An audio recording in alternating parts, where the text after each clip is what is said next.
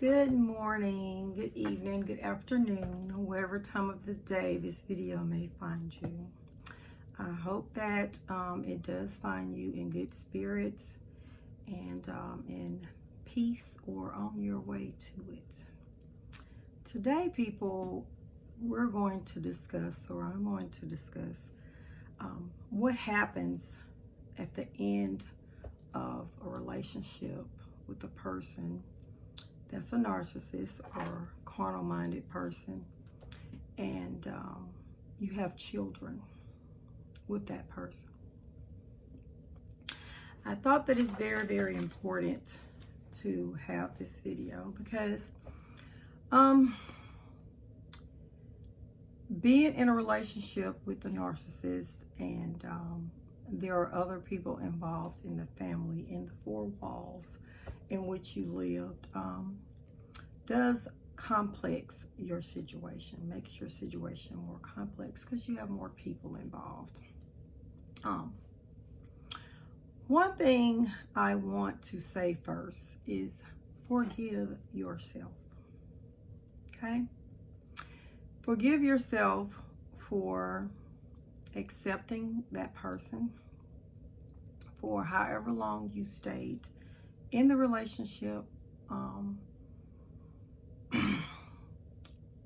and for whatever mishaps or errors that you may have made on this journey with this person, dealing with it all. Because what we have to understand is we're all human beings. We're born here and we're raised by other human beings, okay? Flawed human beings. All humans are flawed, okay? So anytime that two people come together, there are going to be some differences, okay? However, when you have a person that is on a spiritual journey to have an attempt to get a closer relationship with God, and a person that does not want a relationship with God, instead they are very happy with living as the world teaches us to live. You got two polar opposites there, okay? What's going on is you got two people that have gotten together, that have created a union that is imbalanced, okay? Over the years, one of you will start shifting more to the other side, okay?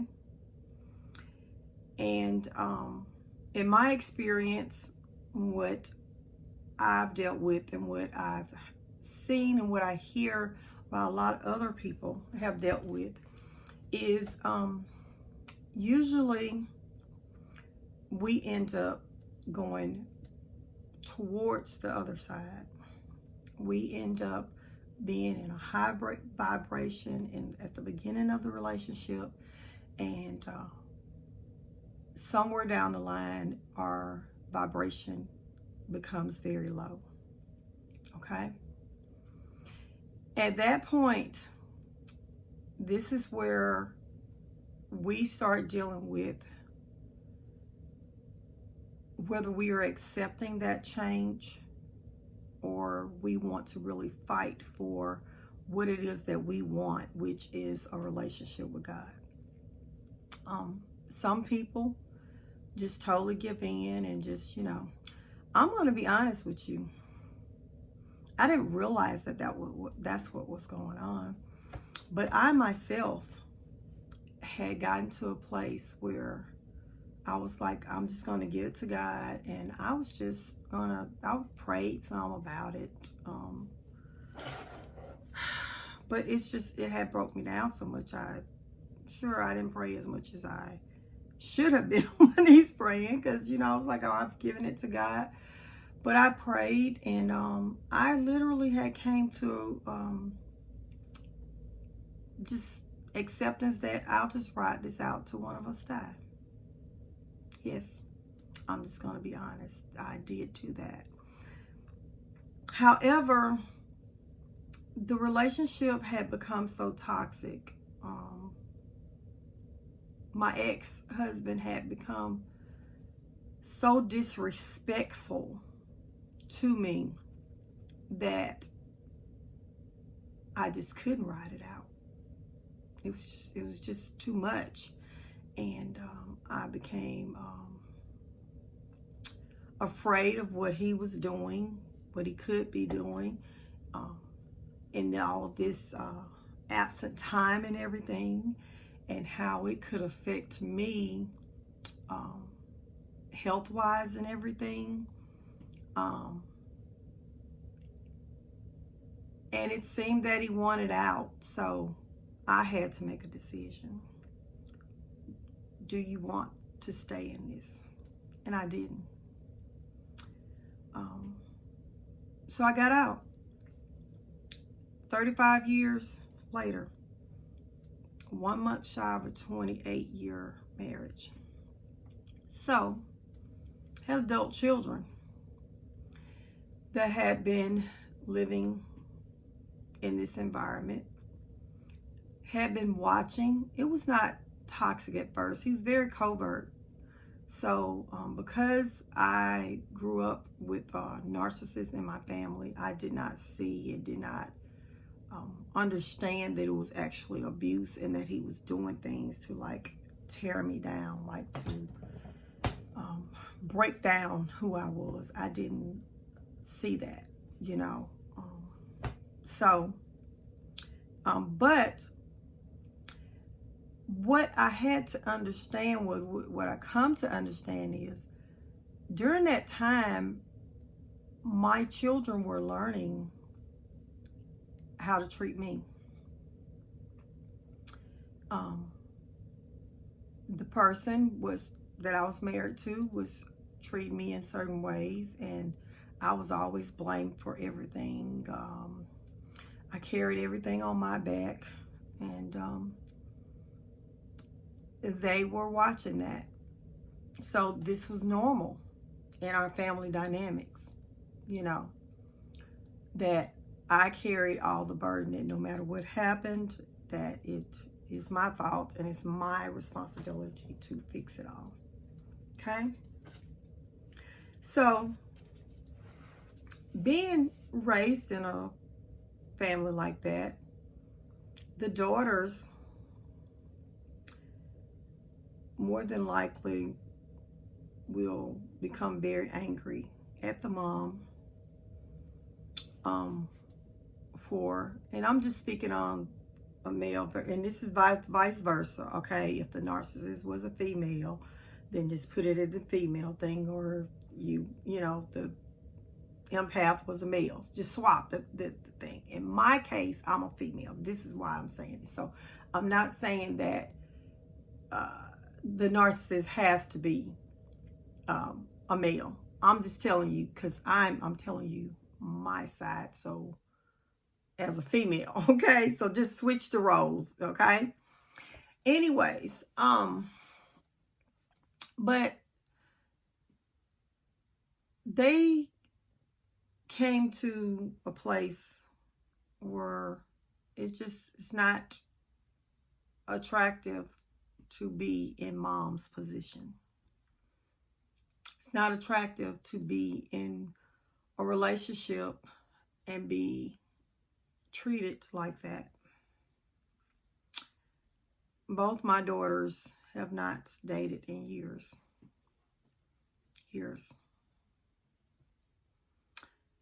My son, he dates. Okay, he dates. But see, he has a different perspective. He's the male. So he sees what they saw was that the male got, you know, he got treated well in the situation. So it seemed, you know, and the female gets the bad side. Like I said, if you're opposite, just switch the roles, okay? What I'm saying is, in the end, you're probably going to lose some, if not all, your children, especially the ones that are biologically the narcissist. And this is why I tell people to pray for narcissists. You know, a lot of people don't get it that raising children with these people, more than likely, all, if not some of our children are full-blown narcissists or high-level toxic people, or have those characteristics in the way that they work. Okay? But don't let them put all the burden on you. They will try to do it. In the end, especially if you're the one that filed for the divorce, you will be blamed. You will be told that you didn't try. All kinds of things will be said. Okay? But it's okay. Don't feel bad about that, thinking that, oh, because I got this divorce, they're treating me bad. This is what was going on the whole time. Think about it. Just go back in your mind about the whole family dynamics, the whole relationship. During the time you were raising the children, once the children became adults and teenagers and then adults and everything, how were you treated by them? Did the way that they treat you mimic how the narcissist you were married to treated you? Was the dynamics of the relationship with your child similar or the same as the relationship with the narcissist? I'm betting you if you look back, you're going to be able to say it was. I'm betting you're going to be able to say that. If you're not, then hey, put in the comments there if you see something different, okay? And I'm saying that this is especially when there's a blood tie, when these are, the children are the narcissist's biological children. It could be a little different if you have a child or your children were not biologically the narcissist. There'll be some bitterness there, but it'll be a little different because the loyalty won't be the same. But I'm going to tell you this. You won't get any loyalty. You wasn't getting any loyalty before you got a divorce. You wasn't. Just think back. Were they actually loyal when they did something for you? Was it out of the kindness or goodness of their heart, or was it that they expected something? Was it the same like with the narcissist? Was it, well, they'll treat you really bad, but, maybe Valentine's, Mother's Day, something, whatever. I'll get you something nice, but I'm going to treat you really bad. But I'll get you a cute little, nice little gift, a nice card. Nice card. I remember during the marriage, my ex-husband would get me the most beautiful cards. I'm not talking about like the picture, the art on it. I'm talking about the words. And they would be so profound and so me. Like literally, I would be like, where is he getting these cards? Like, I'm sure he had to read through cards to find these cards. These were very good cards. And I remember being like, oh my gosh, this is so wonderful. And it made me feel butterflies so good. But then I started feeling like, well, if he feels this way about me, then why does he treat me so bad? Because as time went along, the respect was horrible.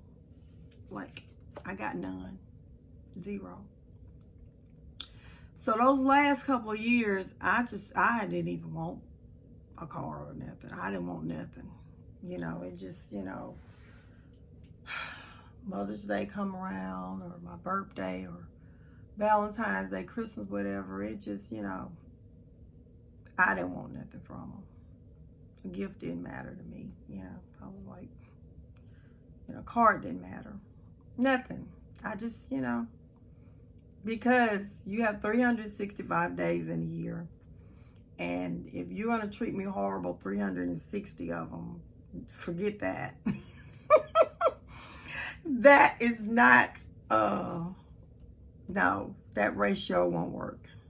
So, but anyways, yeah, people, back to what I'm saying. Listen, expect the same thing until their hearts change. If their hearts change, then fine. But if not, they're going to be who they've been being. It didn't change. It did not change. I know you feel like, well, they abandoned me like their dad, or their treatment. No, they were not loyal to you during the relationship when you was married to the person. The children weren't. No. You don't just jump up and just not be loyal one day or not care about a person. That was already what was in you anyways. But just like when you call the narcissist out and you're standing up for truth and you're calling everybody out on their truth and everything, then that's why they're treating you that way. So don't feel bad, and don't think that because all of this has happened because I divorced him, or, you know, whatever. And then, like I said, they'll try to throw it on you that you're the reason. You didn't work hard enough, you know. You didn't give everything. You're still breathing, so you didn't give your life. Yep. So anyways, people, I really felt like this video was something that definitely needed to be talked about. And please leave comments about the subject, your experience with it. But if you're going through it, or you just now got a divorce, or you've had it, you know, look, some of these children you will lose forever. Some of them, it may be decades. Some of them, it may be a few months. But there's nothing you can do about it. If they're adults, there's nothing you can do about it. And this is why I try to tell people, if your children are young, you're still in this relationship with this person, you really, really need to go get help for you and those children. If it's a father that's dealing with a narcissistic wife, same thing. Same thing. You need to go get help for you and your children. Y'all need to go to counseling. That is one of the things that I regret. I wanted counseling.